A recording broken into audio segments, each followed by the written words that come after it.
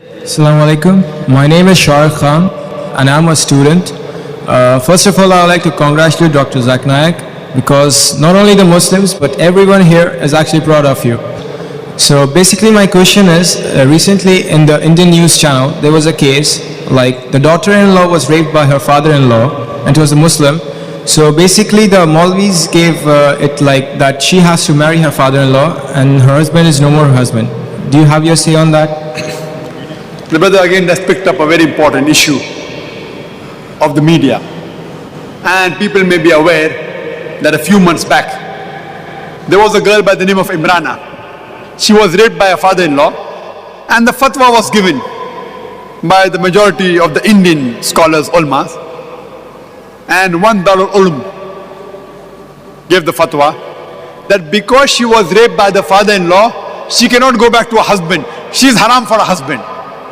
Now the moment the media finds something which is interesting and can malign Islam, they pick it up and they blow it out of proportion as though there's nothing else in Islam but this issue. So the Indian press, what they did, most of the channels carried this news, that the ulmas, the shuyukhs, the maulanas of Islam, they say a girl, she is raped by the father-in-law, she's a victim. But what does Islam say? Instead of supporting her, now Islam is telling she cannot go back to her husband. She is haram for the husband.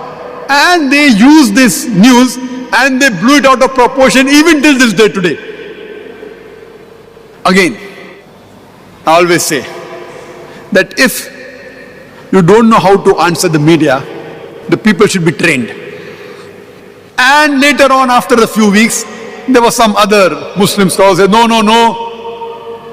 she is not haram for the husband, she can go to her husband. Whoever is giving fatwa that she is haram for the husband is wrong. We are fighting like cats and dogs in front of the non-Muslims. We are washing our dirty linen in public. The joke is that both the groups of scholars are quoting the same verse of the Quran to give a fatwa.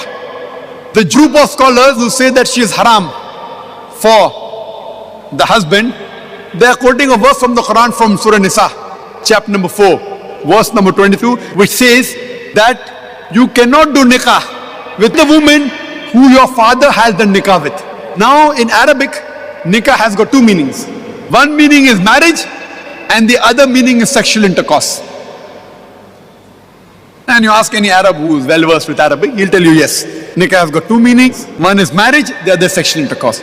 Now this first group of scholars, which are in majority belonging to a group of Darul Ulum, they take the meaning of nikah as sexual intercourse. So if you take the meaning of nikah as sexual intercourse, the verse of the Quran says that you cannot have sexual intercourse with your sister. You cannot have sexual intercourse with your paternal auntie, with your maternal auntie, and you cannot have sexual intercourse with that woman who has had sexual intercourse with your father. So based on this, they say that father did sexual intercourse with the woman, now that woman cannot do sexual intercourse with the son, therefore the husband becomes haram. The other group is fighting, no, it is nikah, and we are fighting like cats and dogs. We should use a hikmah in replying. Point number one. What happened with Imrana was not sexual intercourse, it was zina bil jabr, rape. There's a difference between rape and sexual intercourse. And rape is not called nikah in Arabic. Point number one. That answers. No, you're playing with words, it is the same. No problem. See, as I told you, if someone says something wrong, there's a technique of debating. If someone says 2 plus 2 is equal to 5, instead of arguing, I will say, okay, take 200,000 dirhams, take 200,000 dirhams, now give me 500,000 dirhams. He said, no. Turn the tables over. So when I was asked this question, I told that I agree with you for sake of argument, that nikah means sexual intercourse. So the verse of the Quran would read that you cannot have sexual intercourse with your sister, with your paternal auntie, with your maternal auntie, and with the woman who has had sexual intercourse with your father. That means Quran gives permission, you can have sexual intercourse with your neighbor woman, with the woman on the street. They said, no. I said, why? If you mean nikah means sexual intercourse, so Quran says don't do sexual intercourse with your sister, with your paternal auntie, maternal auntie, and the woman who your father had intercourse with. But you can have sexual intercourse with the neighbor woman, with the woman on the street, and the answer is no.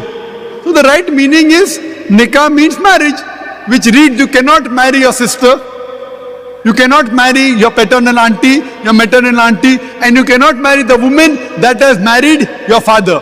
But surely you can marry the neighboring woman. You can marry the woman on the street. So with hikmah, without fighting who is right, you give this, and no ulama will ever say that you can do sexual intercourse, zina, with a girl on the street. So use your hikmah and the problem is solved. But unfortunately we are fighting like cats and dogs in front of the media and making a mockery of Islam. Hope that answers the question. Thank you very much, sir.